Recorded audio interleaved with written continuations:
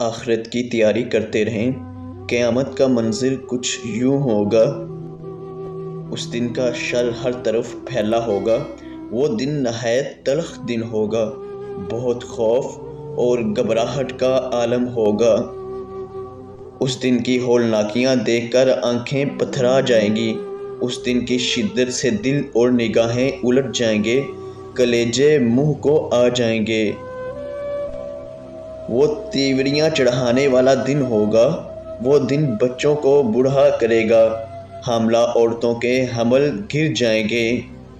قیامت کا دن بہت عظیم دن ہے، اس دن سنگین حادثات پیش آئیں گے، ہر طرف مصیبت چھا جائے گی۔ وہ دن ٹلنے والا نہیں ہوگا، اس دن انسان جائے پناہ تلاش کرے گا، اس دن کسی کا مکر و فریب کسی کام نہیں آئے گا۔ اس دن کوئی عہدہ اور منصب کام نہ آئے گا، اس دن کوئی رشتہ کام نہ آئے گا، اس دن دنیا کی ہر چیز فنا ہو جائے گی۔ آسمان لرزے گا، آسمان پھٹ جائے گا، آسمان دروازے دروازے ہو جائے گا۔ سورج لپیٹ دیا جائے گا، چاند گہنا جائے گا، سورج اور چاند ملا دیے جائیں گے۔ آسمان پھٹ کر سرخ چمڑے کی طرح گلابی ہو جائے گا، آسمان کی کھال اتار دی جائے گی، آسمان پگھلے ہوئے تانبے کی طرح ہو جائے گا، ستارے بے نور ہو کر بکھر جائیں گے، زمین زور سے ہلائی جائے گی، زمین اور پہاڑ لرزنے لگیں گے۔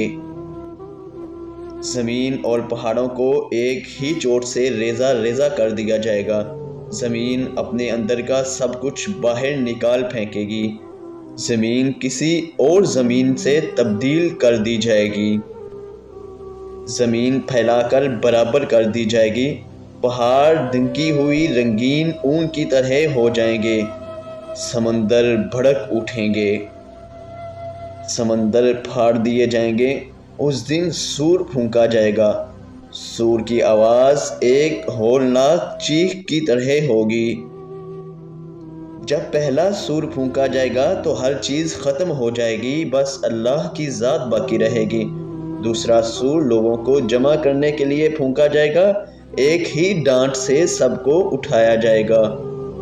اس کی آواز سے زمین و آسمان میں موجود تمام مخلوق گھبرا جائے گی، سور کی آواز کانوں کو بہرا کر دے گی، سور کی آواز کی شدت سے زمین و آسمان کی ہر چیز بے ہوش ہو کر گر پڑے گی، سب لوگ قبروں سے اٹھ کھڑے ہوں گے۔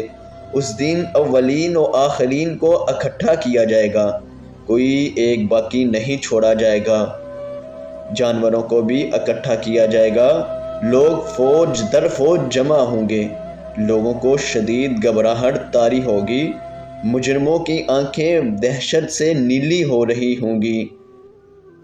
دعا ہے رب کائنات ہمیں دنیا کی رسوائی اور آخرت کے عذاب سے محفوظ و مامون رکھے اور ہمیں اپنی پناہ عطا فرمائے۔ ربنا آتنا فی الدنیا حسنۃ وفی الآخرۃ حسنۃ وقنا عذاب النار۔